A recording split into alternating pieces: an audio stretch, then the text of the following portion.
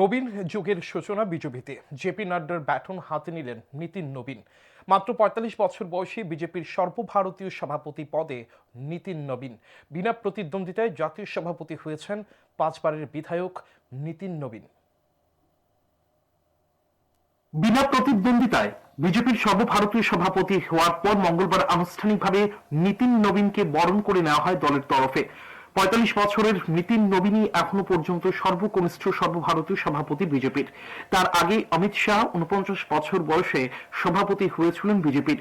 মঙ্গলবার নবীনকে বরণ করে নেওয়ার অনুষ্ঠানে উপস্থিত ছিলেন প্রধানমন্ত্রী নরেন্দ্র মোদী, কেন্দ্রীয় স্বরাষ্ট্রমন্ত্রী অমিত শাহ, রাজনাথ সিং, নীতিন গডকরি সহ দলের প্রবীণ নেতারা। বিজেপির নতুন জাতীয় সভাপতির জন্ম ঝাড়খণ্ডের রাঁচিতে ১৯৮০ সালে। তার বাবা প্রয়াত নবীন কিশোর প্রসাদ সিনহা ছিলেন বিজেপির একজন সিনিয়র নেতা। খুব অল্প বয়সী রাজনীতিতে প্রবেশ করেন নীতিন। ২০০৬ সালে পাটনা পশ্চিম কেন্দ্র থেকে প্রথমবারের মতো বিহার বিধানসভার বিধায়ক হন। ২০১০ সাল থেকে নবীন টানা বাকিপুর কেন্দ্র থেকে জিতে আসছেন। ২০১০, ২০১৫, ২০২০ এবং ২০২৫ সালের নির্বাচনে জয়লাভ করেছেন Nitin Nabin. Report news today.